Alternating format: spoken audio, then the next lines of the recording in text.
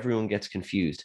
So I'm going to start this talk about talking is where we go wrong so we can start working on where we should go right, if that makes sense. So the first thing I think about is reason. And I like this quote from William Drummond of Logomond.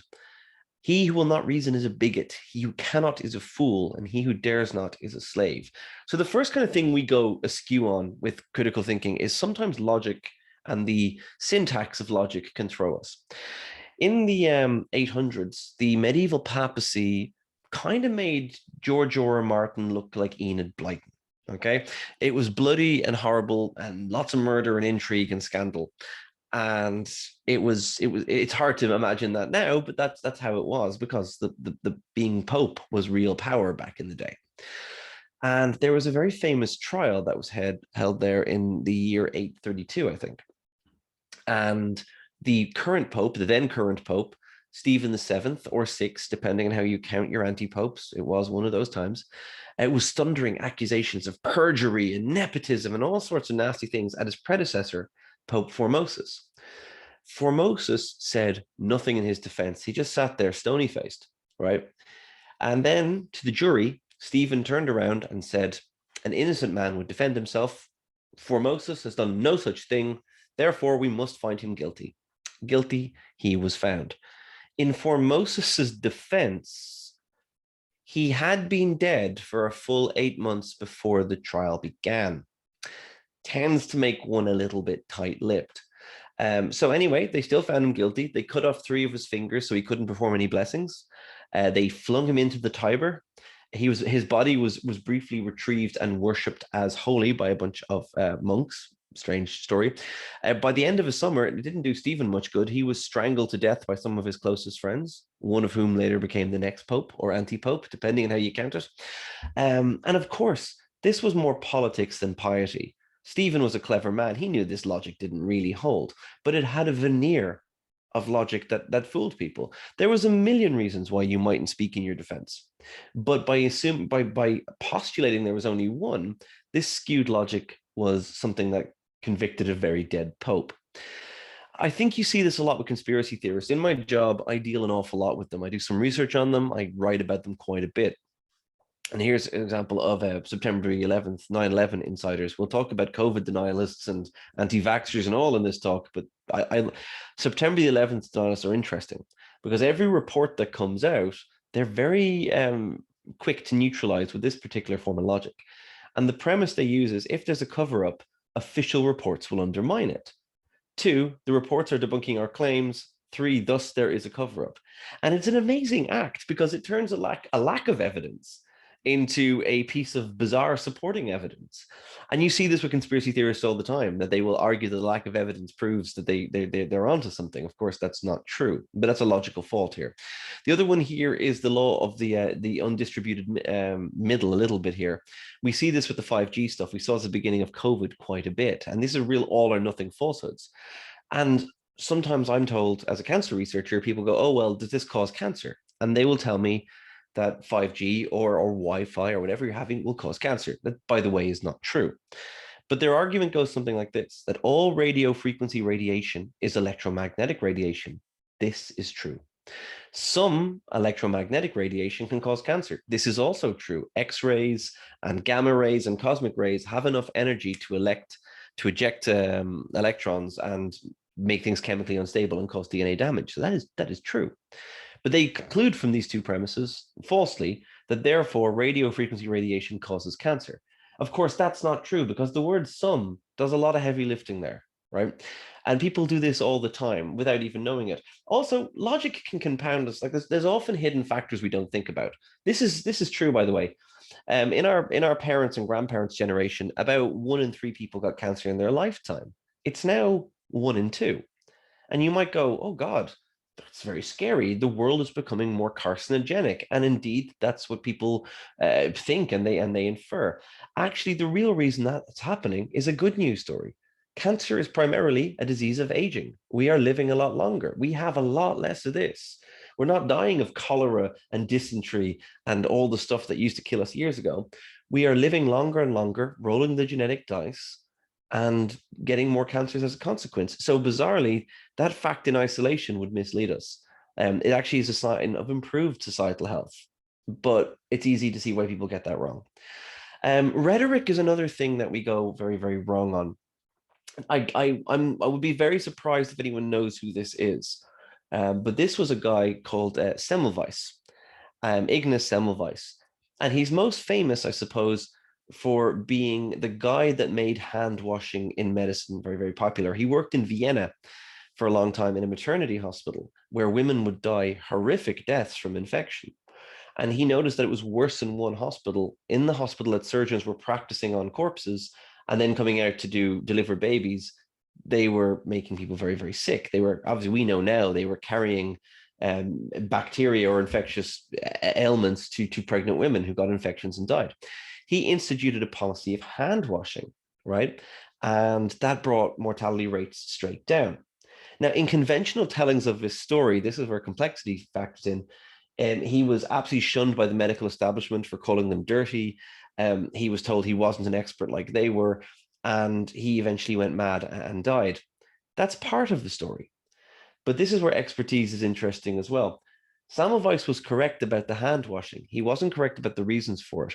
He had this idea that all disease was caused by particles of decay, which he called cadaveric particles. That wasn't true. He didn't help matters by calling his colleagues ignoramus and murderers.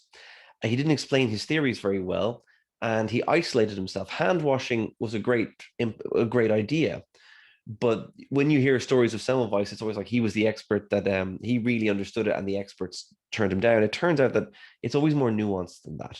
So I'm going to come back to this point in a little while. I'm going to show you another picture though. And this man has probably more blood in his hands than most doctors will ever get anywhere close to. This man is Andrew Wakefield. And this name might be familiar to some of you. In the late 1990s, early 2000s, Wakefield made a now debunked link between autism and the MMR, the measles, mumps, rubella vaccine.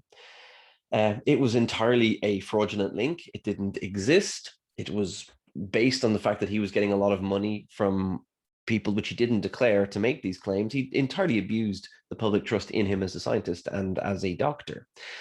And what's interesting is the reason this claim took on legs of its own, right? People make false claims all the time. So why to this day, and you can see from this graph here, measles cases are exploding. This is like just recently. We are having worldwide massive outbreaks. In 2019, the WHO had to declare vaccine hesitancy a top 10 threat to public health. And Wakefield has a huge fingerprint on that. But one of the reasons you might ask is, why does this particular myth endure? Why so much? And one of the reasons it did is a thing called the post hoc ergo proctor hoc fallacy. And this is, if something follows something else, we tend to mistakenly attribute that to cause. You can see a ridiculous version of that. I wore my blue jumper yesterday and today it's really sunny. It would be mistaken to assume that my blue jumper is responsible for that. But we do a version of this all the time. In Wakefield's case, autism was what people were afraid of. They had lost their fears of the things that vaccination prevented. They didn't have a cultural memory of people twisted by polio or rendered deaf or brain damaged by measles. What they had was a fear of autism because that was what was in the public consciousness.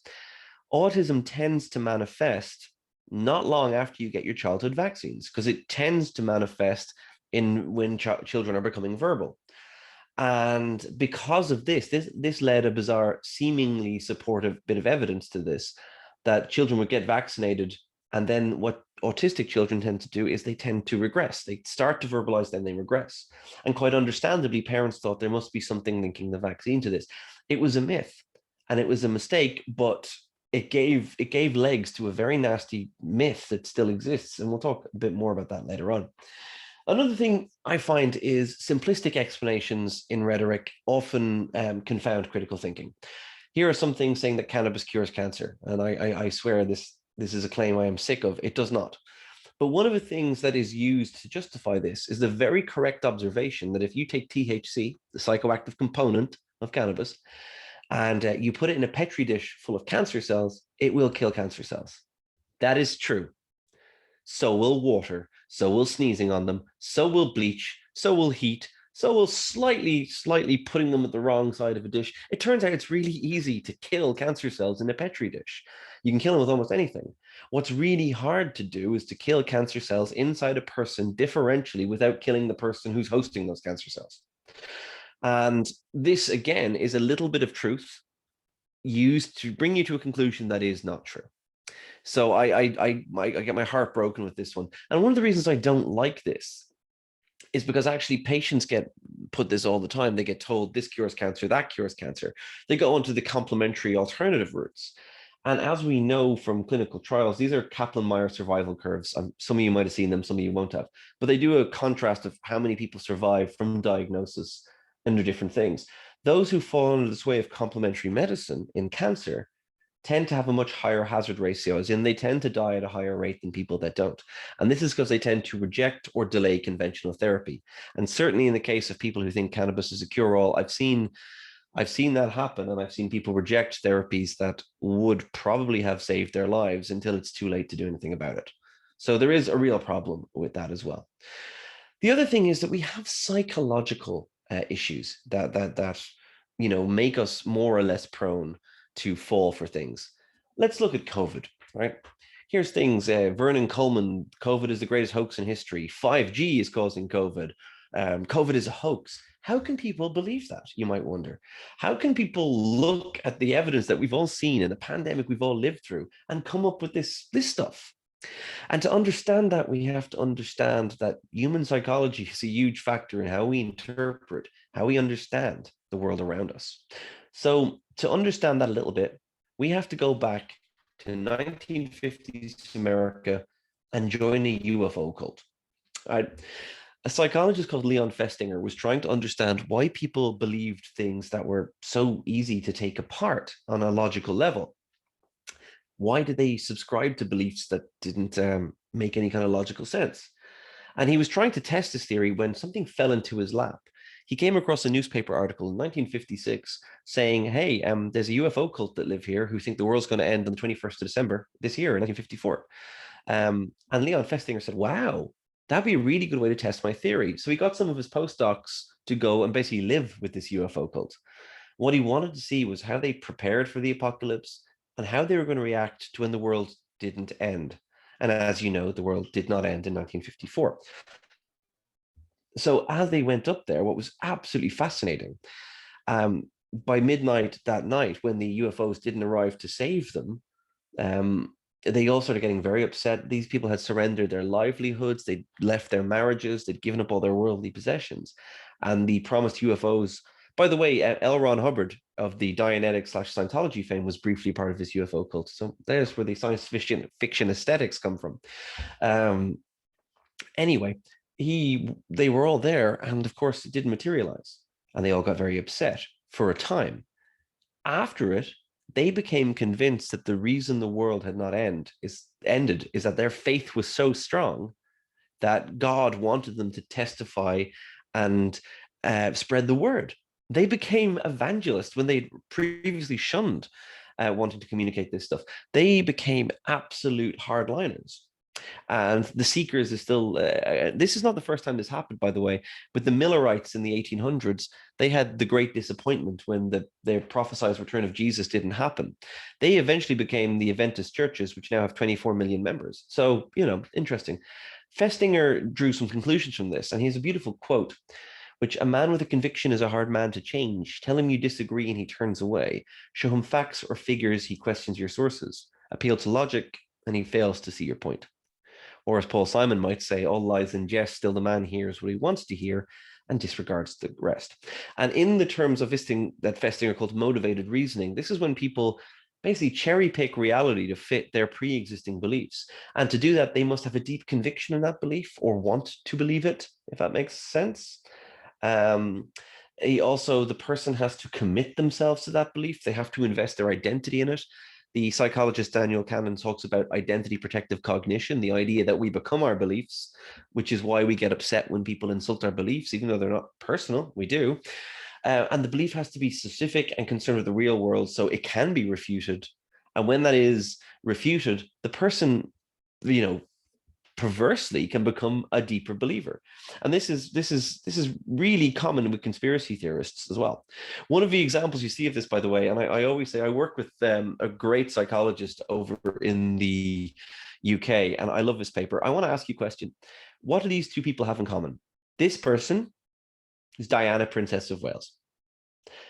This person is Osama bin Laden. Right, quite different, you might think. What they have in common is that they are the focus of very many conspiracy theories, right? And my good friend Karen Douglas did a study on this where she got conspiracy theorists who believed, or they asked them if they believed these narratives, that Diana had been killed by the Queen or that Diana had faked her own death. And they asked similar narratives about Osama bin Laden. Like, had he been set up by the CIA? Was he one of their operatives? Was his death faked? All this kind of stuff. And what they found was the deeper people believe in conspiracy theories, the more deep their beliefs were, the more they could hold these two beliefs together about Diana or about bin Laden. So they called the paper Dead and Alive, Beliefs in Contradictory Conspiracy Theories. And this is telling because it shows you what really matters to the conspiracy theorists is that they had some special arcane knowledge that the average person did not, that their knowledge was special. As long as they were a conspiracy theory, they didn't care about the consistency. This was not something to understand the world by. This was something to make them feel like they knew something, to give them epistemic certainty where there was none. So I find that really fascinating. The other thing we can go wrong on is numbers. Oh, we've seen this. I like this quote from Andrew Lang, that politicians use statistics in the same way that a drunk uses lampposts, for support rather than illumination. And because we use, or we at least deign to numerical things so often in our society, you get funny things where understanding of numbers really matters. We're seeing that with COVID. People don't understand numbers, and it does really affect things. But you mightn't be familiar with these two people, or you may be. This is Professor Sir Roy Meadows. And for one brief time in history, he was the most respected person, expert on child abuse in the world. That's a misleading term, isn't it? It's a bit ambiguous. I don't think he was an expert at performing child abuse. He was an expert in the academic study of child abuse. And he was famous for a thing called Meadows' dictum, which was that one, suspicious death of a child is a tragedy. 2 is deeply suspicious, and 3 is murder unless proven otherwise. And this really influenced social services, particularly in England, where this woman, solicitor Sally Clark, lived. Now, in 1997 and 98, Sally Clark had the dual tragedy of losing 2 very young children to sudden infant death syndrome. And when Meadows stood up in court, he testified against that. They started investigating this like it was a murder to compound the family tragedy. He argued that the odds on one suspicious SIDS death in an affluent family like Sally Clark's were about 1 in 8,143. So he reasoned these were like coin tosses. The odds on 2 of them were 1 over 8,143 times 1 over 8,000. And when you do that math, it was like 1 in 73 million. And he likened that to winning a long outsider on the Grand National at 81-1 4 years running. And he basically condemned her because the red tops in the UK said the odds on her being innocent were 1 in 73 million, which of course they weren't. Now, there's a few reasons why the Royal Statistical Society got involved. They got involved because firstly, this is a thing called the prosecutor's fallacy, right? What you have to compare is a very rare event to an even rarer event, which is, would a mother murder her 2 children? The other thing that Meadows did, which you cannot do, is he assumed that deaths in the family were independent events, like coin tosses. If you have genetic or environmental factors that have, led to the early death of one child, it's a damn good bet that you're going to have that in a second one. It's going to be more likely. Sally Clark was convicted initially and spent 3 years in jail before efforts by the lawyer Marilyn Stowe and her husband Steve and the Royal Statistical Society eventually had her acquitted. It turns out that Roy Meadows had put 5 other women away for crimes they never committed. Sally didn't live long after being released. When she was released, her husband said she'll never be the same again. She died of an alcohol-related death about 2.5 years later.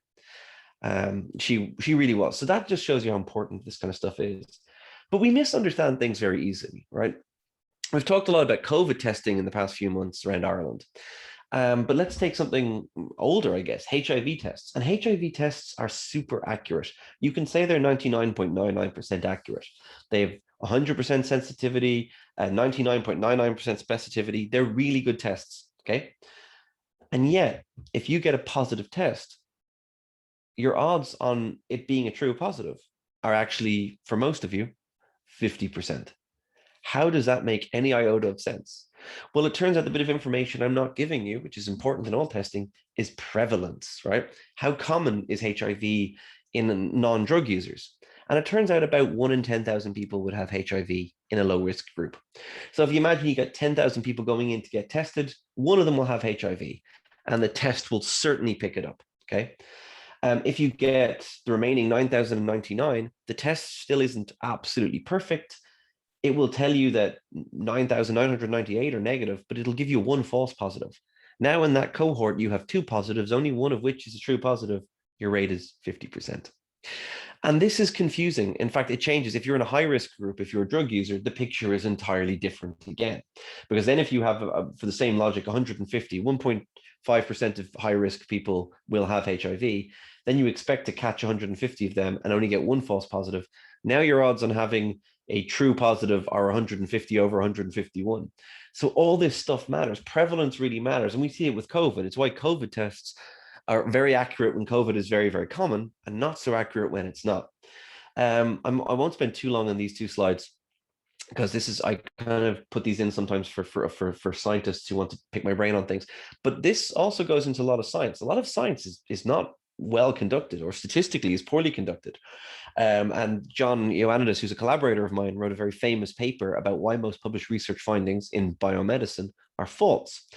And I do some work with him on this. One of the things you can do when it comes to p-hacking, I won't tell you too much about this, but essentially one of the most common tests we do in medicine to work out if there's a difference between groups was invented by a guy called William Seeley Gossett in Guinness, who published it under the pen name Student. As you know, that everyone who worked at Guinness had a pen name or had a nickname. His was Student.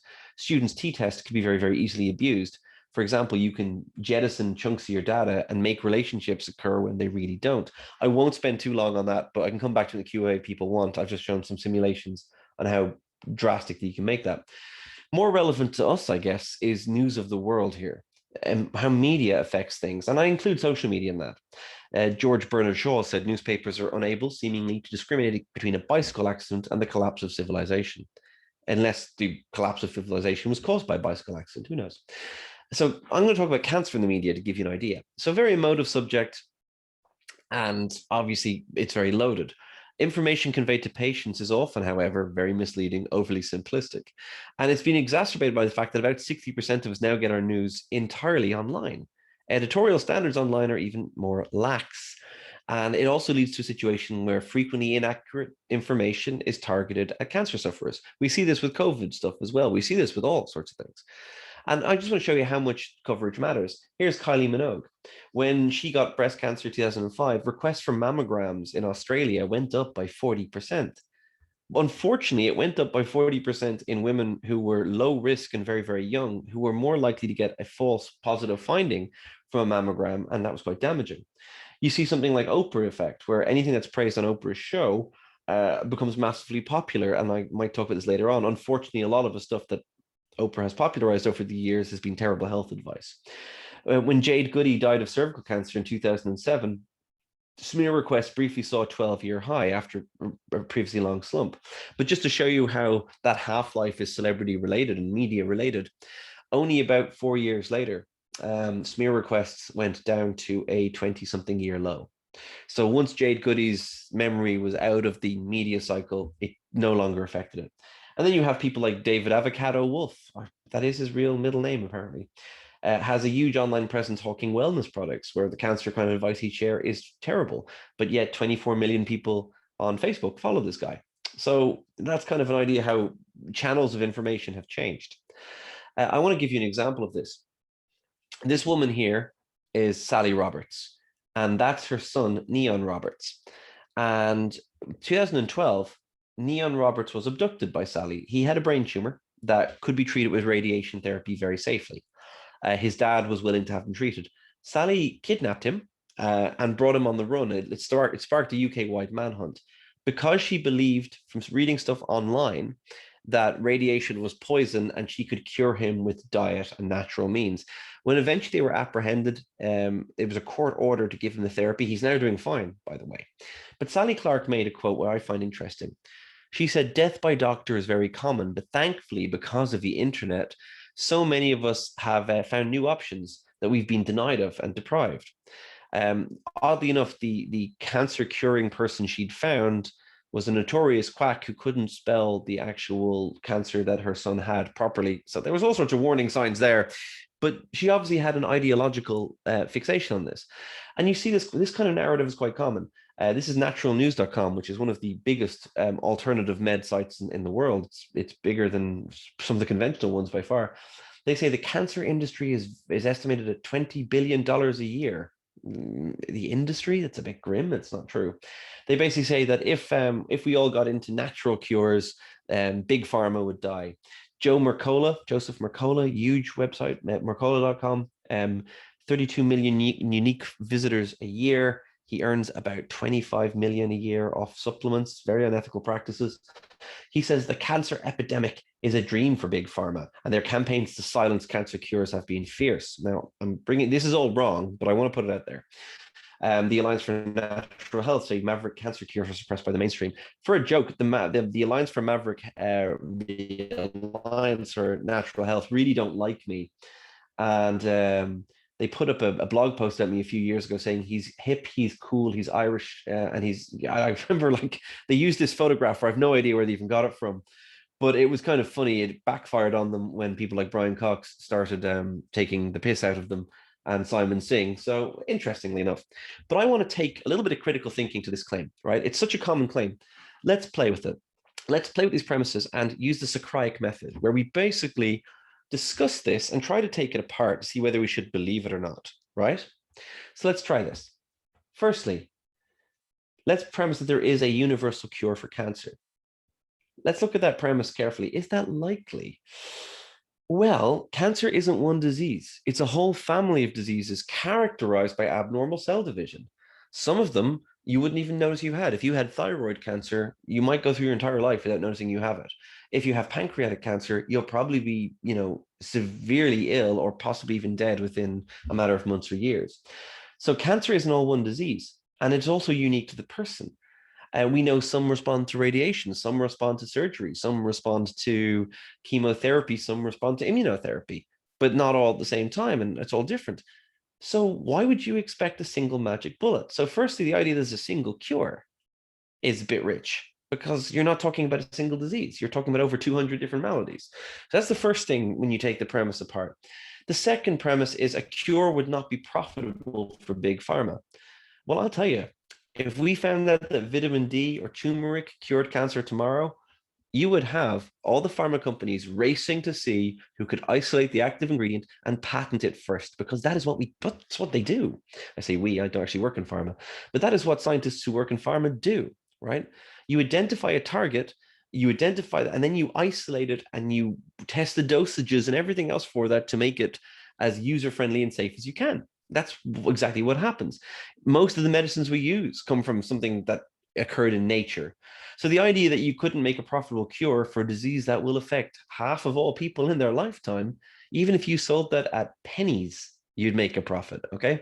And this is, again, this putting aside the other corollary of this, which is, do people who work in cancer research and in all big pharma companies, do they die of cancer? Yeah, they do, at the same rate as anyone else does. They'd have to be so willing to hide a cure that they'd hide it from themselves and their own loved ones, which is just insane. So when you start thinking about this, it falls apart very quickly. The last thing you sometimes hear on this is, well, cancer rates have been manipulated by big pharma. Well, this guy here with the very bald head is sometimes called the father of medicine, Hippocrates. He actually named cancer as the term we have for it now. You might wonder, what does cancer have to do with crabs? Well, it turns out if you leave a skin tumor growing long enough, it'll start looking like there's little legs protruding out of it. We don't do that anymore, but in Greek antiquity, that happened quite a bit. So he called that disease cancer, like its crab-like resemblance. Most of us, now you are a bunch of librarians, and you probably know a lot of languages that I don't. I'm going to assume no one speaks ancient Egyptian or can write ancient hieroglyphics. This is a medical text by Imhotep over 3,000 years ago describing how to remove a breast tumor. And as we've already talked about, cancer rates are going up because we're living longer, but cancer has always been with us. You know, the bonus version of this, we see all these COVID hoaxes, you know? We've seen, oh, is COVID a hoax, or is it caused by 5G? You can apply critical thinking to this too. I should add on that this is, I wrote for the Scientific American recently that unfortunately we have a bunch of fringe experts, or scientists who really should know better, going out there. We have Dolores Cahill, our Irish contribution to pseudoscience, if you will. We have Vernon Coleman. We have Andrew Wakefield also saying stuff. We have Judy Mikovits, who was involved in pandemics. So just because someone has a PhD or a medical degree does not necessarily mean they are doing good science or sharing it. As I kind of point out, understanding what science is important too. Scientists only speak with any authority when they are reflecting the evidence base. If they go off piste, if they start making stuff up, their qualifications are irrelevant. They're not doing science. That is obviously very hard for people to realize, but it goes back to the definition of expert being slightly malleable. You're only an expert so long as you're, doing your job. Once you start like bending the evidence to fit your own notion, you're no longer really doing science. And that's hard and subtle, but it is true. Again, we can apply the Socratic method to this and start a conversation on what if this was true, what would that entail? And then we can weigh up those probabilities and say what's more likely. I actually did this recently in the journal PLOS ONE. The first thing I would also point out, like vaccine hesitancy and things like this, I call this a spectrum of medico-scientific acceptance, where you have some people that will accept pretty much all the scientific stuff. They'll listen to the experts and they'll just go, yeah, that's fair. You have people who are unsure but tend to accept. You have people that are mixed. They could go either way. You have those that are unsure and afraid and tend to reject. And you have the ones that just reject everything. And there's other modifying influence on this. So what I did recently for PLOS ONE, I've done this before for conspiracy theories, but I did this for PLOS ONE recently, was just, okay, let's pretend these conspiracy theories are true, and let's say we really want to keep them secret. How many people could we get to do this? Well, firstly, every person there, let's play devil's advocate and say there's a conspiracy, and let's assume scientists are utter bastards and they're quite happy to be part of this, right? The first question you ask is how many people would have to be involved? And you start going through the pharma companies and the scientific researchers and the public health bodies. You add all those numbers up. And let's say that everyone is really determined to keep the secret, but we have to accept there's a very small chance that someone could, I don't know, be an Edward Snowden kind of character and blow a whistle on it. Or someone could, I don't know, leave a laptop on a train with all these classified documents. It could happen. So there's a tiny, tiny intrinsic chance every week that every person involved could screw things up. And when you do the mathematics of this, there's a whole branch of probability for dealing with this, Poisson statistics. It turns out that no matter what you do, these conspiracies will fall apart very, very, very quickly. So even if we allow everything in the favor of the conspiracists, if we decide, okay, all of this works, these conspiracies fall apart so rapidly. And that's under best case scenarios. So when you're faced with, is there a big conspiracy to cover up something about COVID? That's option A. Well, all the supporting beliefs you'd have to put in there, they're overwhelming there. And we'll talk a little bit about things like Occam's razor, which is quite heuristic to weigh this up. Versus, is there really a disease called COVID that's killing people and scientists are telling us the truth? That turns out to be far more likely. You might ask a very valid question. I have mentioned already something about experts on the fringe or people who have expertise on the fringe. We've also come across all sorts of other conspiracy theorists over this pandemic and before it.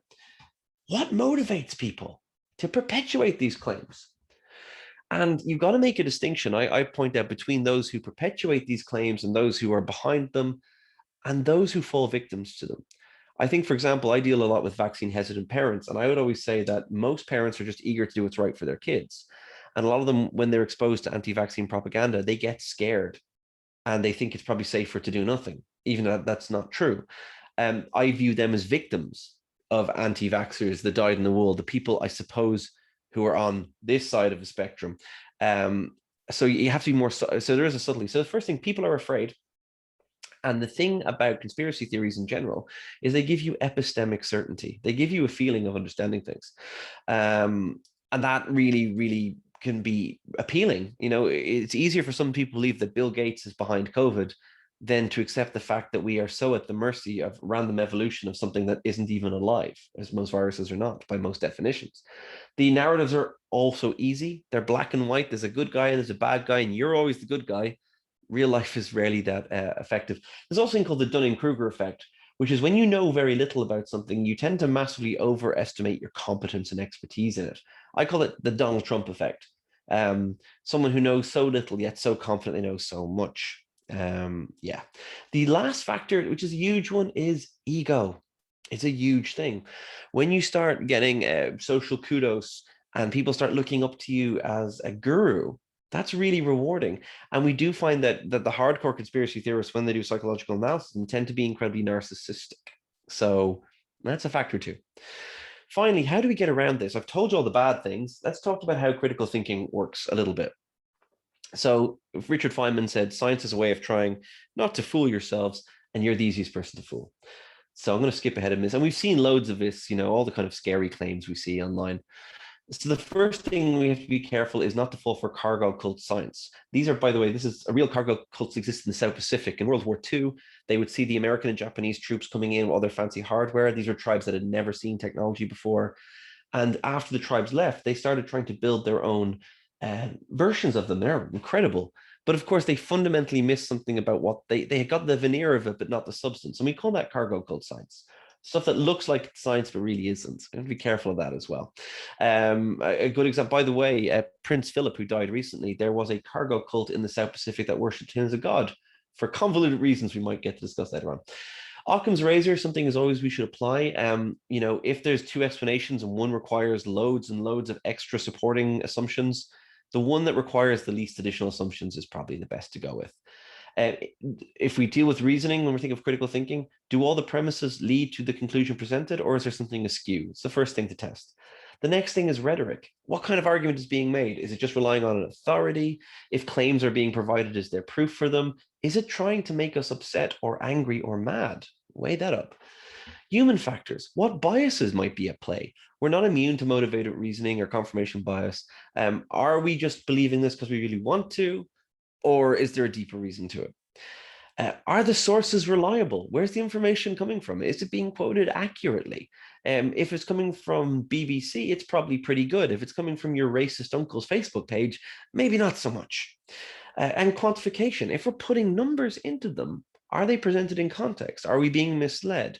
Are we being bamboozled, or is this illuminating? The next thing we talk about science is the claim testable? If you've made a scientific sounding claim, can I prove it? Have you given evidence? Does the data support the conclusion? And also the final thing I'd like to say is you can change minds. There's no shame in changing your mind. It's actually a virtue. The only shame is in refusing to change your mind when the evidence demands it. We never change anyone else's minds either, by the way. We only give people the tools to change their own minds. And that's something I think we have to bear in mind, that we need to stop being romantically attached to our ideas. We need to be promiscuous with them and recycle them and get rid of them when they no longer are supported by the evidence. Finally, if you want to hear me rant about this more, I have, as you know, written a book about this. And I will open to questions now if that works for people. So thank you for listening. And hopefully I haven't bored you entirely to tears.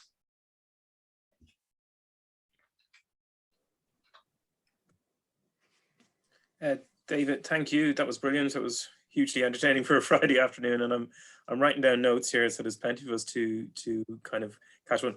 I would say there's a huge amount in there of names that you mentioned and people historically and so on that I just had not heard of. So it was fantastic. I said it was just hugely entertaining. Aoife, are you on there as well? Because I know Aoife, you're looking after the kind of Q&A. So Aoife, do you want to do the Q&A, or what way will we do it? Or I think it's Liam actually who's running the Q&A. Is Liam doing it? Okay. Yeah. No worries. But David, that was absolutely fascinating. Really interesting talk. Can I ask one question? Sorry. Sure. I'm just wondering, like how you've given some really good historical examples of where critical thinking has worked and where critical thinking has gone wrong. But it feels like lately it's just, there's so much misinformation. and it's coming from so many different angles. Like, how have we kind of gotten to this position? Like, is it because the rise of social media, the internet has given oxygen to the conspiracy theorists, or is it more that we've taken a misstep? We've lost some sort of educational step or something. We've lost our ability to think as critics ourselves.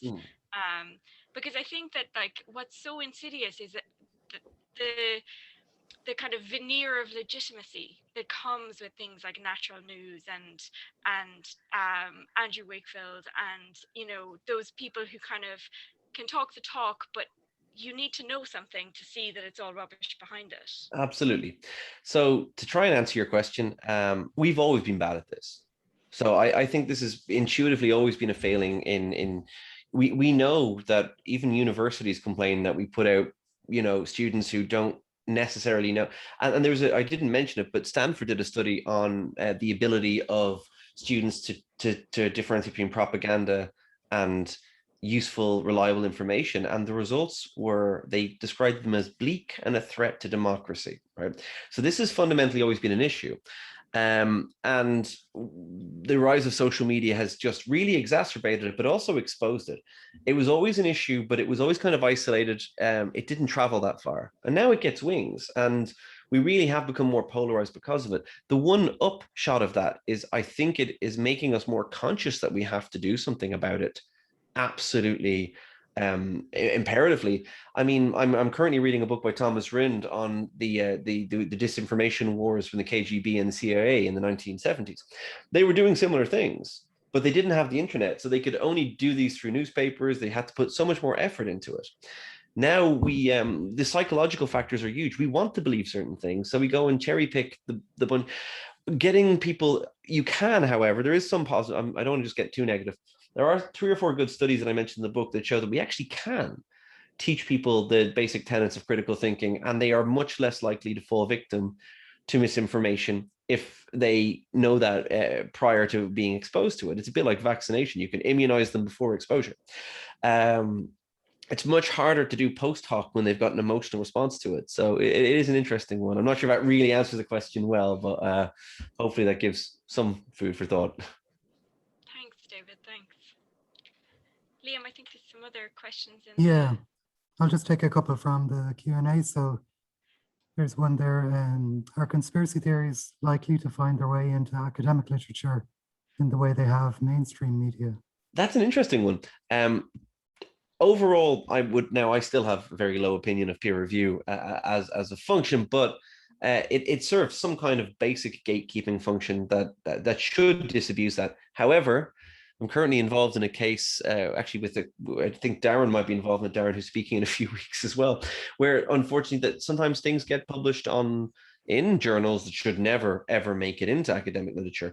And it takes an awful lot of effort to get them out of there. We've seen a group of 5G cranks, for example, get things published, which really shouldn't have been published. And it will be retracted. We've identified flaws in it, but like it can happen, but it's much harder, I hope. But I think with the rise of predatory publishers and open journals, it's going to become more of a problem that librarians and academics might have to keep their eyes peeled for, unfortunately. Yeah, it kind of relates to what you were talking about, experts no longer being experts if they're not, using good practice in terms of. If you're using your credentials and not evidence, you are no longer doing your job. But unfortunately, it's very hard for the general public to differentiate between that, I think. Yeah, it's challenging for everyone, I think, to kind of know what to believe or what to rely on. So just go to the next one. So what is there to do with the flooding of American-specific conspiracy theories into Ireland, and what has been a specifically Irish conspiracy theory that you have encountered? So 2 questions. What we get in Ireland is we get like, I guess the reason everything's so Americo-centric is because we all culturally look to America. We might claim we don't, but we do. Our media is Americo-centric. We know everything about American celebrities and all of that. They know nothing about ours, So we do, there's the feed of information is more one way, and that goes with everything there a little bit. So what we tend to get in Ireland is, I suppose we get flavors of now, one of the things I would argue is there's no new conspiracy theories under the sun. They're recycled. If you remember QAnon, we're talking about a cabal of blood drinking pedophiles to rule the world. The same accusations were being made about Jews in the 1400s and even in the first century. So they're not even new. They're just slightly updated and veneered a different way. What I've seen specifically in Ireland is just stuff shared by Irish celebrities that basically copies what the American blueprint is, and there's not to say they're all kind of America. It's to say like there's plenty in the UK but the more population you have speaking one language, the more likely you're going to get conspiracy theories emerging. And it's very much monkey see, monkey do, a little bit. Unfortunately, we do have our own Irish gurus for misinformation. Dolores Cahill has certainly been one in my mind, who's a formerly respected academic who's become an absolute crank on this issue. And that now is feeding back into to UK-based disinformation. So it all becomes a bit of a blur, but very good question. I'm just not sure if that really helps much. That's great. I think, yeah, we are definitely, if America sneezes, Ireland catches the cold as well as the rest of the world. So, but just to take the next one, do you believe there has been a shift in the form that conspiracy theories have taken over time? That's an interesting one. So conspiracy theories, for all their all their seeming complexity, are always really simple. It's always good guys, bad guys. It's always black and white. It's always heroes, villains. The only thing I've noticed that's shifted is the goalposts move quite a bit. For example, the anti-vaccine activism is a form of conspiracy theory because you have to you have to jettison vast swathes of medical science, and it's easiest to do that by postulating conspiracy. You've seen recently, probably, that while the vaccines are very, very safe for COVID and very, very effective and already showing their efficacy, we've had now people in the anti-vaccine circuit claim that that vaccine shedding can happen and that you can catch bad things from vaccine by just being around someone who's vaccinated. That kind of stuff, to me, I mean, it is a shift, but it's kind of clutching at straws, isn't it? They can't find anything solid enough, so they have to make. So I think, again, I don't think these people are creative enough to really shift any particular way. It's always good guy, bad guy, and you're always the good guy, and everyone else is the bad guy. So I don't think it's very creative, even as a form of writing. If it was interesting, at least that would be something, but it's all pretty recycled and boring. Yeah, it's interesting. Like, it was really interesting how far back you went with the Cold War examples and the Sherman House. So it's kind of because I think a lot of us would think of it as being a relatively recent phenomenon, particularly with social media, but kind of, it's been going back a long way. So another question from Therese there: is embedded mandatory critical thinking education for every student at different states of their education the only solution to this, or is that going to inflame the situation? I think that teaching the basic rudiments of critical thinking would be very, very important. But some of the studies that have done on this have been conflicted a bit, because actually, to be thought good critical thinking is sometimes a contradiction in terms. You have to learn the rudiments of everything you're looking to test. If your teacher is poor, which has often happened when they've tried to make this mandatory in different places, you're not going to be any good at it. And it's a weird one. I'd like to say that yes, mandatory critical thinking training would be brilliant, but it depends how it's being done. I totally see the point that would that inflame the situation. I don't think it would necessarily, but I think if it's administered, if it's implemented, it has to be implemented well.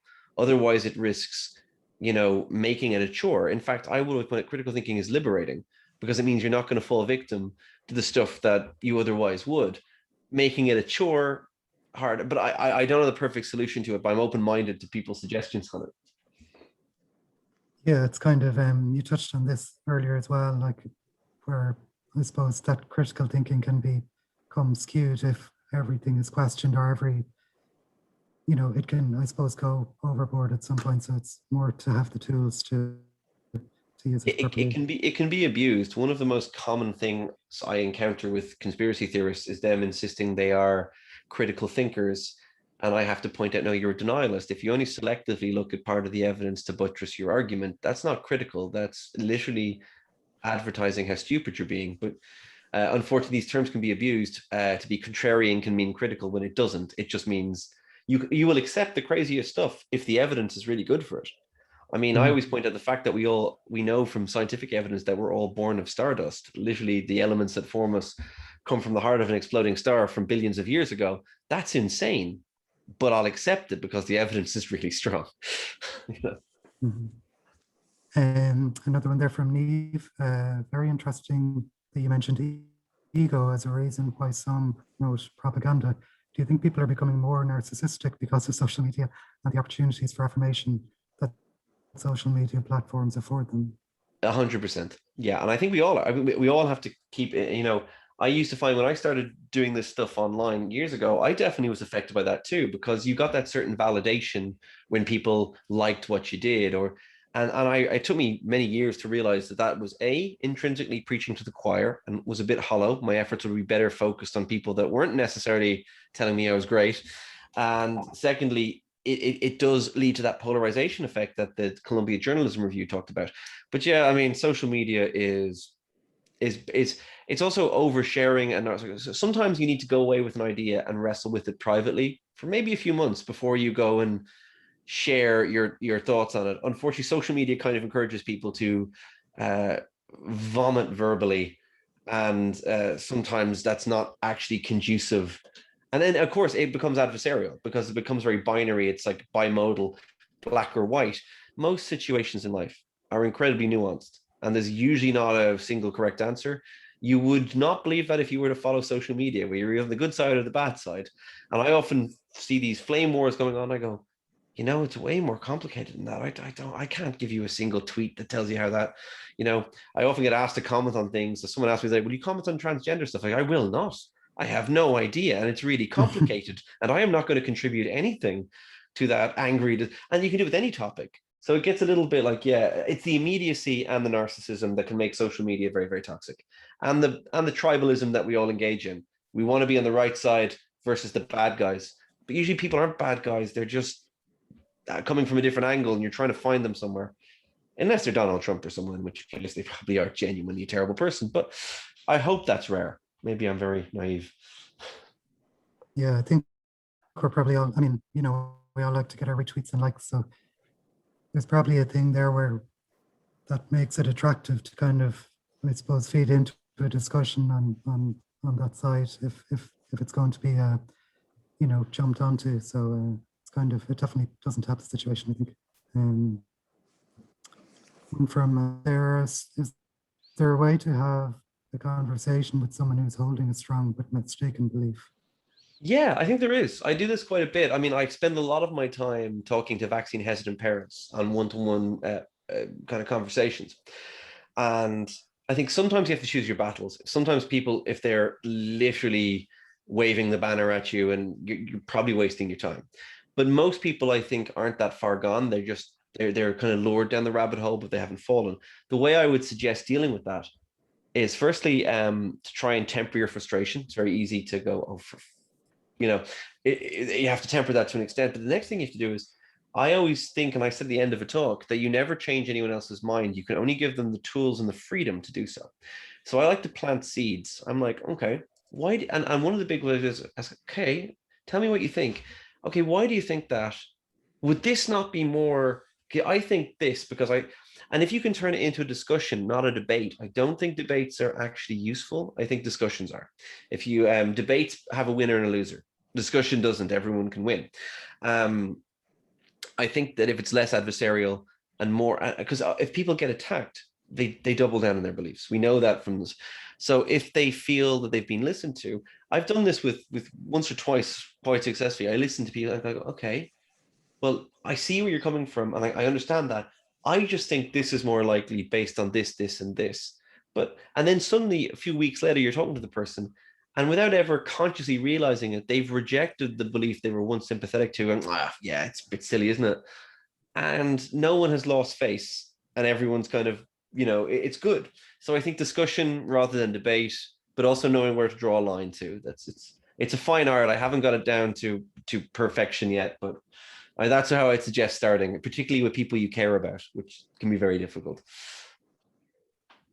Yeah, that's great advice. I think it's kind of, again, not to jump on Twitter, but it's like, again, that it's not conducive to that kind of discussion. I think often it's more of a, you know, quick dismissal or something like that. But just to take a few more, we won't, we'll try and wrap this up fairly shortly, but there's great questions coming in. So is there a role in critical thinking education at school level?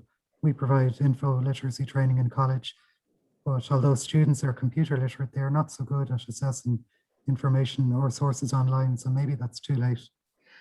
Yeah, I don't think it's too late. I think it's something we're going to have to start looking at. How we, like I said earlier on, how we implement it and how we make it robust, I'm not entirely sure. I think sometimes with critical thinking, you have to make a lot of mistakes before you realize. I mean, there's no shortcut. If you read this, like I joke, every mistake I talk about in the book, I've made multiple times. And you do have to go, oh, bloody hell. I've definitely done that, you know. There's no harm in that. I think there should be no shame in being wrong and making mistakes.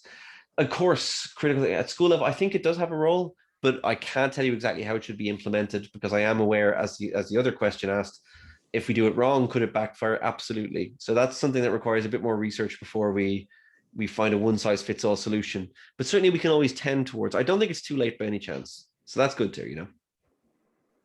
Yeah, great. And another question: can open access work with valuable medical information? Is it realistic to think researchers will make their data sets available? Well, I actually think they should be. I mean, I'm a bit hardcore in this. I think they should be ethically obliged to, as long as it's appropriately anonymized, which in most cases it can be. We recently got a paper pulled, another crank paper, because exactly that. We looked at their data, what they had given us. We analyzed it, found out that there was no way it could be correct. We asked to see their raw data. They threw up all these barriers, eventually went to the journal, and they had to publish an expression of concern because they didn't have their data. So I think that actually you should be open to the possibility that your analysis is being correct, and you should be aiming, but there is still this kind of tribalism, this protectionism. I think we're moving away from that. And I think it really has to move there, because to this day, like I point out so many research papers are wrong, that if I read their summary statistics and I notice a single flaw in them, I'm not going to trust any of it. I don't care if it's in Nature. I don't care if it's in Science. I'm going to go, yeah, there's something dubious there, and I'm not. Yeah. So I think that we have to go that way, and I hope we do, because in fact, it's more beneficial if everyone can then look at that data and interrogate it appropriately. Yeah, I think it's promising that you know, increasingly funding is tied into those kind of requirements to make the data as well as the output open access. So hopefully that's like a really good question. I think a really good area that could address it, hopefully. So just a couple more, maybe one there. Does the way we teach critical thinking risk placing too much of a burden on individuals? Yeah, I think we have to reframe it too, though. I mean, I think if we frame it as a burden, like this isn't hard. I think if you realize that the payoff is just so great. Like if you have critical thinking, I always point out, like, this is not just something that scientists and academics have to use. This is something that if you're going to buy a used car, you might need to. This goes like if I'm choosing where I'm going, like all the little decisions you make in life can be enhanced massively. But I would say it's a living art. I'd say, like, you're always learning to improve your critical thinking. There's no, like, you know, you don't get a certain and say, I'm done, because you're still, I mean, I joke, I've written a book on it, and I could now write a second one with all the extra stuff I've learned since. And that should be how we always feel. We're always learning a bit more. It does place a burden on us, but the payoff for that is so much more. And I think it's people always see, I mean, when I talk about scientific skepticism and things like that, people always see it as a real inherent negative. They associate it with cynicism. I don't know, it's really liberating. It's liberating because it means you're not going to get fooled by stuff that you might otherwise have fallen into.